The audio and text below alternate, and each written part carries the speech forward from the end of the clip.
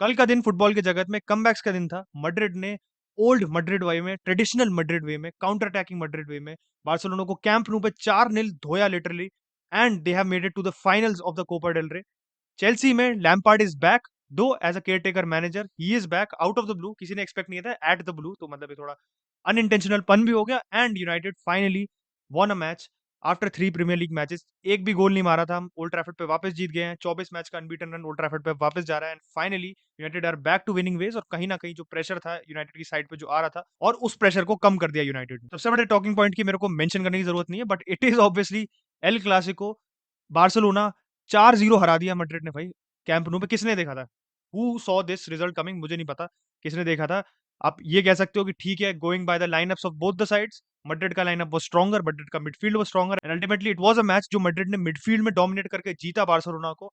But क्या इस Barcelona side को, जिसने पिछले एल क्लासिको तक एक भी ओपन प्ले से गोल कंसीड नहीं किया था कैंप नो पे, उसी बार्सिलोना साइड ने 4 गोल कंसीड किए कैंप नो पे। बट बहुत बार्सिलोना फैंस का सेम आर्गुमेंट है कि बार्सिलोना की पूरी सेकंड स्ट्रिंग स्क्वाड था, पूरा मिडफील्ड नहीं था बार्सिलोना का। कैसी, रोबर्टो और बुस्केट स्टार्ट कर रहे थे मिडफील्ड में, और पेड्री नहीं था, फ्रेंकी डियोंग नहीं थे, और दोनों प्लेयर्स बार्सिलोना के लिए मिडफील्ड में have been the most in form players और सबसे इंपॉर्टेंट प्लेयर्स रहे हैं बार्सिलोना के पूरी मिडफील्ड में सीजन। जब वो दोनों नहीं होते तो बारसा का जो आप कह सकते हो कॉन्फिडेंस इन ट्रांजिशन है, वो बिल्कुल मिसिंग चला जाता है। और ट्रांजिशन में ही बारसा ने आज सबसे ज्यादा मात खाई मैड्रिड से, क्योंकि अगर आप हर गोल को ब्रेक डाउन करो, बट आई थिंक मैं सेकंड गोल पे सबसे पहले फोकस करना चाहूंगा।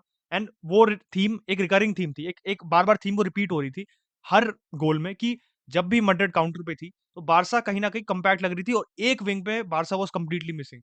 जब भी विनीसियस इनसाइड ड्रिफ्ट कर रहा था, कुंडे, अराहो और मार्कोस अलोंसो सब इतने क्लोज बाय थे कि भाई दूसरी विंग को कोई ट्रैक ही नहीं कर रहा है। एक विंग ऑलमोस्ट वेकेंट थी, और कुछ ट्रांजिशन में तो भाई ऐसा लग रहा था कि बारसा एक मैन डाउन है, जिस हिसाब से बारसा डिफेंड कर रही थी, क्योंकि एक विंग इतनी खाली थी। ये सेम मतलब आप कह सकते हो ना, ट्रांजिशन में जो जितनी खराब थी बार्सिलोना, एग्जैक्टली सेम अगर आप मेरा फर्स्ट इंप्रेशन देखो ना, सेम वे में लिवरपूल खुल रही थी मैन सिटी के खिलाफ ट्रांजिशन पे, जिस हिसाब से मारेस को बॉल स्विच हो रही थी, जिस हिसाब से ग्रीलिश को बॉल स्विच हो रही थी, और एक विंग पूरी खाली थी। ट्रेंट को बिल्कुल होशो आवाज नहीं थे।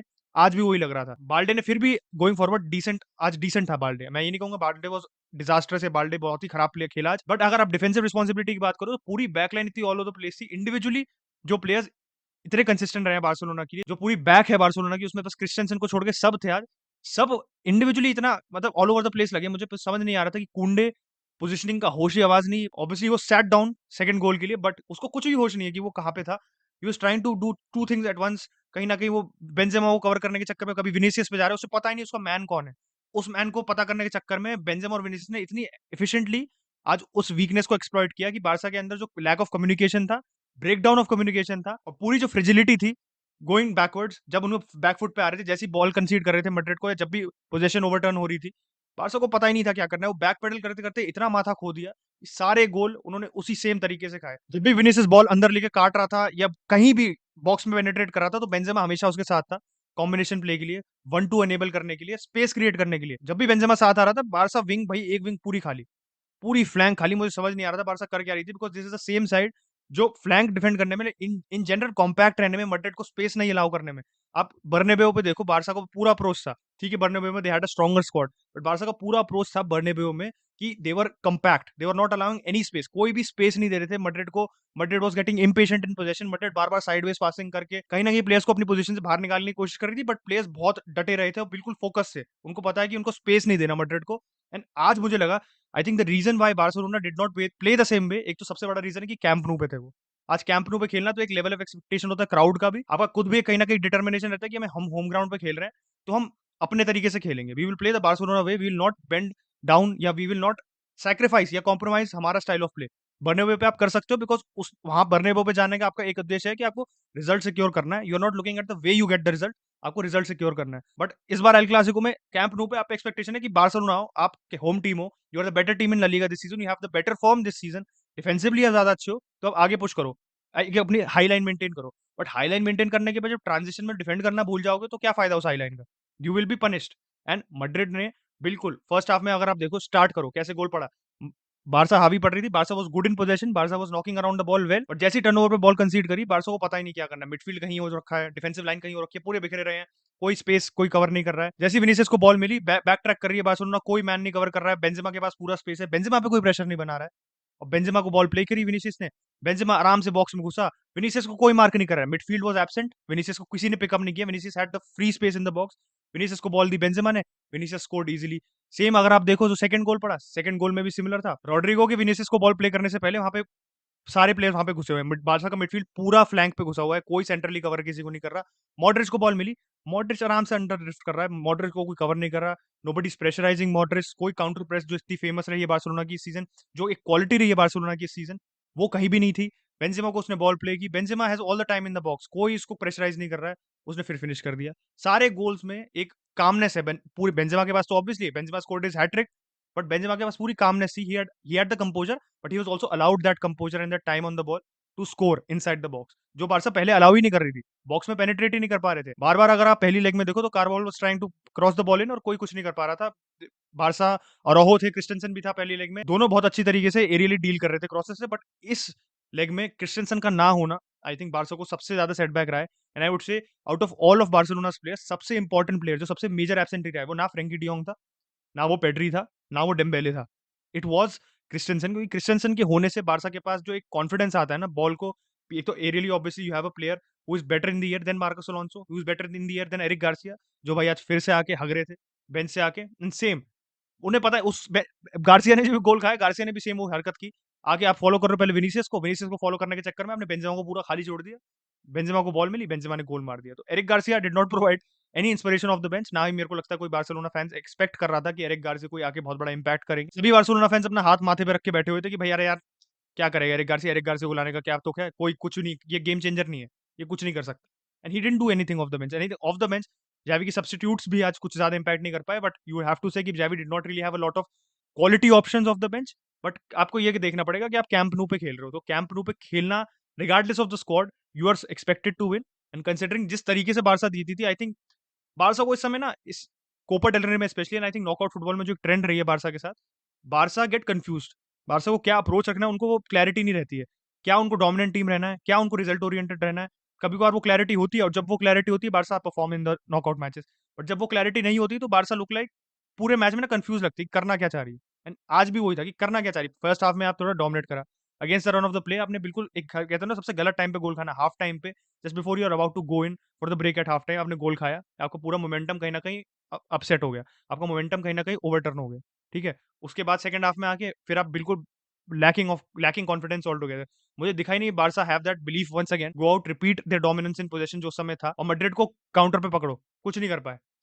इसी पे मतलब आप आओ in terms of hard work, आप कह सकते हो बारसा की जो शेप थी उसमें एक बहुत इंपॉर्टेंट फैक्टर पहली लेग में था, वो लेवेंडोव्स्की था, Lewandowski was tirelessly working, but आज फिर लेवेंडोव्स्की एब्सेंट। और आप फॉरवर्ड्स का कॉन्ट्रास्टिंग फॉर्च्यून्स देखो इस समय, बेंजेमा 2 मैच में 6 गोल, लगातार हैट्रिक, पिछले मैच में भी वैलिडिट के अगेंस्ट 7 मिनट में हैट्रिक, इस बार आई थिंक 28 मिनट में, आधे घंटे के अंदर उसकी हैट्रिक पूरी हो गई थी। बेंजेमा विनीसियस के लिए परफेक्ट आउटलेट बन रखा था, टीम के लिए परफेक्ट आउटलेट बन रखा था, बिल्डअप में इतना क्रूशल था मैड्रिड के लिए, ट्रांजिशन पे specially in keeping the ball and एक पेनिट्रेशन के लिए इतना जरूरी था आज बेंजेमा। वहीं आप दूसरी तरफ देखो लेवेंडोव्स्की को, तो लेवेंडोव्स्की कुछ नहीं कर पा रहा था, पहले हाफ में उसका एक शॉट था जो कोर्टवा ने बचा लिया था, it was a well taken shot. उसके अलावा उसकी what is the moment inside the Madrid box जहां पे लेवेंडोव्स्की ने कहीं थ्रेटन करा हो पूरे मैच में, कहीं भी नहीं था। And I would say Barca ने भी ओवर इतना थ्रेटन नहीं किया था, Balde was trying to find Lewandowski, but उसके अलावा कितनी बार वाज लेवेंडोव्स्की फेड, आप कहीं ना कहीं आप बार्सिलोना पे भी थोड़ा ब्लेम डालोगे, बट कंसिडरिंग कि लेवेंडोव्स्की क्रूशियल प्लेयर रहता है जावी के बिल्डअप में भी, और वो इंपॉर्टेंस रहा है उसका सीजन, जब वो गोल नहीं मार रहा होता है तो he is creating space for other people, आज वो भी नहीं किया उसने ढंग से। I think blame goes on Lewandowski, 35 मैचों में उसने 27 गोल मारे हैं बार्सिलोना के लिए इस सीजन, तो he has had a great return for Barcelona. But आपका जो वर्ल्ड क्लास कैलिबर होता है वो तभी सबसे ज्यादा जरूरी आता है, सबसे ज्यादा काम तभी आता है जब आप प्रेशर सिचुएशन में, जब आपकी टीम को सबसे ज्यादा जरूरत है, तब आप स्टेप अप करो, एंड तब आप नहीं कर रहे हो। तो despite your statistics I think Barcelona paid over the odds for the age Lewandowski is and to get Lewandowski in, जिससे वो ऐसी क्रूशियल मोमेंट्स में इंस्पिरेशन प्रोवाइड करे साइड को। And he went missing again today, and I think यही कहीं ना कहीं ब्लेम उसका चैंपियंस लीग में भी था कि in the crucial moment sometimes maybe he wasn't there जब उसको होना चाहिए था, और आज फिर से that same conversation is being started in the Copa del Rey. यहीं फिर मैं यूनाइटेड के मैच की थोड़ी ब्रीफली बात करूंगा because it was only against Brentford, but United 24वां मैच लगातार अपना अनबीटन रहे हैं, ओल्ड ट्रैफर्ड पे 1-0 जीत गए हैं, नर्वी मैच था, बट आई थिंक एक इंस्टेंट इंप्रूवमेंट मेरे को जो लगा यूनाइटेड की परफॉर्मेंस में आज as compared to our performance against Newcastle, हमारे आज ऑलमोस्ट 200 पासेस ज्यादा थे from our last match. Obviously, Brentford had less of the possession, we had more of the possession. But एक चीज हमने जो अच्छी करी, देखो ब्रेंटफोर्ड और न्यूकासल में एक सिमिलैरिटी है कि they both press you, but Newcastle के साथ है कि Newcastle are way more competent possession में, Newcastle are better at keeping possession. और ब्रेंटफोर्ड का यहीं आप अप्रोच देखो तो ब्रेंटफोर्ड का अप्रोच ये रहता है कि उनको पोजेशन रखनी नहीं है। अब उनकी एवरेज पोजेशन देखो तो against Brighton they had 27% possession, हमारे अगेंस्ट उनकी 31% पोजेशन थी। तो they do not keep over 30% possession in a lot of matches mainly. और सबसे बड़ा उनका जो स्ट्रेंथ यही रहती है कि काउंटर पे काउंटर प्रेस करना and being clinical on the counter. Brighton के मैच में भी देखो ब्रेंटफोर्ड को आप अगर, तो ब्राइटन के 33 शॉट थे और ब्रेंटफोर्ड के सिर्फ 7 शॉट थे, but the score ended in 3-3 because Brentford are very clinical on the counter. उनके सारे प्लेयर्स बहुत एफिशिएंट है काउंटर पे, चाहे आप यैनसन की बात करो, चाहे एम्बुएमो की बात करो, चाहे टोनी की बात करो, चाहे नॉर्गार्ड की बात करो, चाहे आप यानल्ट की बात करो, तो सारे प्लेयर्स बहुत, मतलब सबका रोल ना बहुत वेल डिफाइंड है, तो सब काउंटर पे बहुत एफिशिएंट है and they are very well drilled in that way of playing football. तो वही एक थ्रेट थी ब्रेंटफोर्ड से। बट हमने आज जो चीज अच्छी करी विच कैन बी सीन कि हमारे 200 पासेस ज्यादा थे, जो मैंने पॉइंट बोला कि हम बॉल आज बहुत क्विकली मूव अराउंड कर रहे थे। आज यूनाइटेड बहुत क्विकली मूव कर रही थी बॉल को, United was more more confident in position, और यूनाइटेड रुक नहीं रही थी ज्यादा बॉल पे, तुरंत कि मैंने पोजीशन तुरंत नॉकिंग इट अबाउट। ब्रेंटफोर्ड को रुकने नहीं देना, ब्रेंटफोर्ड को एक जगह पे हावी नहीं होने देना, और किसी मतलब ब्रेंटफोर्ड की प्रेस को आप आउटप्ले कैसे कर सकते हो, किसी भी प्रेस को आप तब आउटप्ले कर सकते हो जब आप बॉल को बहुत क्विकली मूव अराउंड करो और आप रश ना हो पोजीशन में। आपको पता है आपको क्या करना है बॉल के साथ, आपको बॉल रिसीव करने से पहले पता है आपको पास करना है, देन आपको कहाँ पे जाना है, फिर पास रिसीव करके जिससे आप दोबारा पास रिसीव कर सको and how you can move the play forward. जब आपको ये क्लैरिटी होती है तो दूसरी टीम की प्रेस कहीं ना कहीं फॉल्टर करेगी और आप दूसरी टीम के प्रेस को आउट प्ले कर जाओगे। और यूनाइटेड ने वो आज सक्सेसफुली कर दिया, क्योंकि क्वेश्चन मार्क्स थे लाइनअप पे। मैकटोमिने वो starting his third game in a row, और पिछले 2 परफॉर्मेंसेस उसके दोनों क्वेश्चनेबल थे, तो टेन हैग से कोई ना कहीं लोग थोड़े से नाराज थे। They were questioning ten Hag's decision to start McTominay again. But McTominay को जिस रीजन से टेन हैग पिछले 2 मैच में स्टार्ट करने चाहता था, पिछले 2 मैच में उसने पर्पस फुलफिल नहीं किया, इस मैच में पर्पस फुलफिल कर दिया। वो फिजिकलिटी दे रहा था, वो एक पासिंग आउटलेट प्रोवाइड कर रहा था, वो बॉल प्रोग्रेस कर रहा था आगे, वो बॉल पे बुली नहीं हो रहा था। उस एस्पेक्ट में मैकटोमिने ने अपना काम अच्छे से निभाया आज। आई वुड नॉट से वेरी आउटस्टैंडिंग परफॉर्मेंस, बट आप कह सकते हो जिस रोल के लिए वो फिल इन कर रहा है टीम में, he is there is no Casemiro, तो he did a decent job today. I will not say amazing job, but मैं कहूंगा कि it was way better performance than the last 2 matches, जिसमें McTominay ball receive करने के लिए था ही नहीं, पासिंग आउटलेट था ही नहीं फॉर द डिफेंस, और मिडफील्ड में हम बॉल कुछ कर ही नहीं पा रहे थे, मिडफील्ड में हम बॉल जीत के कुछ प्रोग्रेस कर ही नहीं पा रहे थे। पासिंग के मामले में ये कहूंगा पॉजिटिव था, बट एक कंसर्न मेरी अभी भी यही है यूनाइटेड के साथ कि हम रैशफोर्ड पे फिर से रिलायंट है। Rashford scored today, but Rashford ही हमारा एक थ्रेट लग रहा था। Antony was also looking like a threat, and अगर आप मैन ऑफ द मैच की बात करो तो आई वुड से Antony should be the man of the match, क्योंकि उसने डालो को जितना सपोर्ट प्रोवाइड किया है, उसने विंग पे बहुत हेल्प करी, टायरलेसली हेल्प करी, पूरे टाइम वर्क रेट प्रोवाइड कर रहा था अपने वो डालो को। तो कभी भी हम विंग पे ओवर पावर नहीं हो रहे थे, हमारे पे डबल अप नहीं कर पा रही थी ब्रेंटफोर्ड, जैसा हमारे साथ पिछले मैचेस में कुछ हो रहा था, और जो लेफ्ट विंग पे कभी कभार हमारे साथ हो जाता है। शॉ इंजर हो गया, but मलासिया did a good job coming in, but मलासिया ज्यादा शेकी नहीं लग रहा था, उसने अच्छे से फिल इन किया in the absence of Shaw. Shaw को शायद हैमस्ट्रिंग इंजरी हो गई है, could be a blow for us, considering कि भाई हमारा अभी क्रूशियल रन ऑफ फिक्सचर्स आ रहा है, अभी हमारे यूरोपा लीग में भी मैच है, एफए कप में भी मैच है, and we are going to be playing against Everton next. एक पॉजिटिव है हमारा एवर्टन के मैच के लिए कि हमारे पास एरिक्सन वापस आ जाएगा, तो hopefully we can see Eriksen back into the side. और कहीं ना कहीं जो क्रिएटिव बर्डन ब्रूनो पे आ जाता है, ब्रूनो को मल्टीपल जॉब्स आज करने पड़ रहे थे, जो आज उसने डीप रोल अच्छे से प्ले कर लिया, बट वो कहीं ना कहीं बर्डन ब्रूनो से हट जाएगा and he will be able to do his job at number 10 easily and थोड़ा कंफर्टेबली, एंड उसी चीज पे फोकस कर सकता है। चेल्सी पे बात करनी थी मुझे, क्योंकि कमबैक की बात की थी मैंने। Lampard is back at Chelsea, because मैंने एक्सपेक्ट नहीं किया था Lampard will all of a sudden be back at Chelsea. उसका नाम कहीं ऐसी ऐसी फ्लोट हो रहा था कि मे बी लैम्पार्ड को इंटरिम जॉब दे दिया जाए, and then all of a sudden भाई रोमानो की अपडेट आती है, हियर वी गो, लैम्पार्ड को इंटरिम केयरटेकर मैनेजर बना दिया है चेल्सी ने। मुझे कहीं ना कहीं ये मूव समझ भी आता है, कहीं ना कहीं ये मूव समझ नहीं आता। रोमानो की स्टेटमेंट में तो यही था, they are going to continue their search for the next permanent manager. Enrique से बात चल रही है, Enrique came to London, London में प्रॉपर टॉक्स हुई हैं, and he is 100% sold on being, मतलब नेक्स्ट पोजीशन, अपनी next managerial job Premier League में ले, वो पूरा कन्विंस्ड है, and he is convinced by Chelsea as well, कि मतलब चेल्सी के लिए वो राजी है, ही has no problem in becoming the next Chelsea manager. Same goes with Nagelsmann as well, Nagelsmann तो इमीडिएटली बनने को भी तैयार था, बट अगर अब लैम्पार्ड बन गया तो आई थिंक चेल्सी का इस समय फोकस है कि to get the camp back together, तो कहीं ना कहीं एक सेंस ऑफ हार्मनी, एक सेंस ऑफ यूनिटी, और जो फैंस के बीच में डिसअपॉइंटमेंट था, फैंस के बीच में जो एक कह सकते हो आप एक फ्रस्ट्रेशन था, उसको काउंटर करने के लिए आप लैम्पार्ड को लेके आ रहे हो। लैम्पार्ड के पॉइंट ऑफ व्यू से मुझे ये समझ नहीं आ रहा, because you are the permanent manager, obviously I think उसके इमोशंस पे भी प्ले किया गया कहीं ना कहीं, कि he will not say no to Chelsea, considering जो उसकी रिलेशनशिप रही है चेल्सी के साथ, their biggest player, one of their biggest players ever, तो वो मना नहीं करेगा।